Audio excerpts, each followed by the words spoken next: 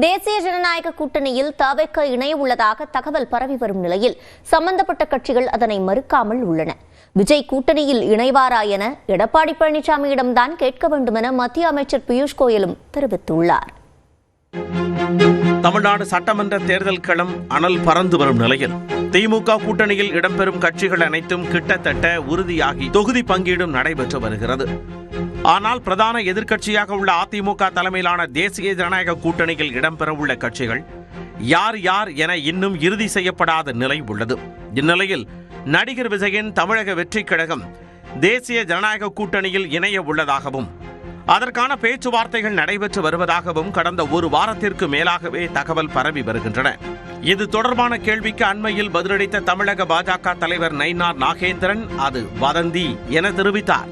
ஆனால் அதே கேள்விக்கு தற்பொழுது பதிலளிக்க முடியாது என நயினார் நாகேந்திரன் புது விளக்கம் அளித்துள்ளார். அது பற்றி ஒரு ரூமர் ஓடிக்கொண்டே இருக்கிறது.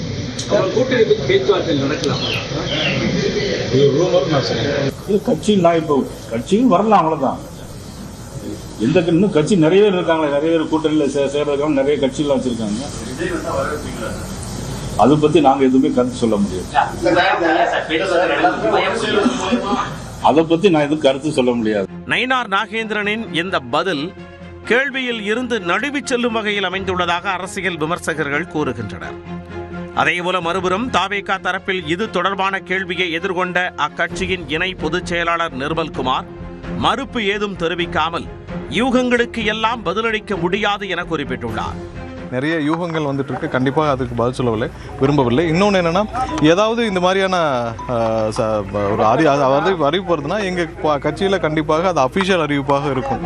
திமுகவுடனும் பாஜகவுடனும் ஒருபோதும் கூட்டணி இல்லை என தவிக தரப்பில் முன்பு திட்டவட்டமாக கூறி வந்த நிலையில் நிர்மல்குமாரின் இந்த பதிலும் நழுவல் துணியிலேயே அமைந்துள்ளதாக அரசியல் நோக்கர்களால் பார்க்கப்படுகிறது. இதனிடையே திருச்சியில் செய்தியாளர்களை சந்தித்த மத்திய அமைச்சரும் தமிழகத்திற்கான பாஜக தேர்தல் பொறுப்பாளருமான பியூஷ் கோயலிடமும் விஜய் குறித்த கேள்வி முன்வைக்கப்பட்டது. You will have to ask that of the leader of the NDA in Tamil Nadu. Edappadi ji will know better about it. தவிகவை பொறுத்தவரை ஆட்சியில் பங்கு தரப்படும் என அழைப்பு விடுத்தும் கூட அக்கட்சியின் பக்கம் எந்த கட்சியும் இதுவரை செல்லவில்லை.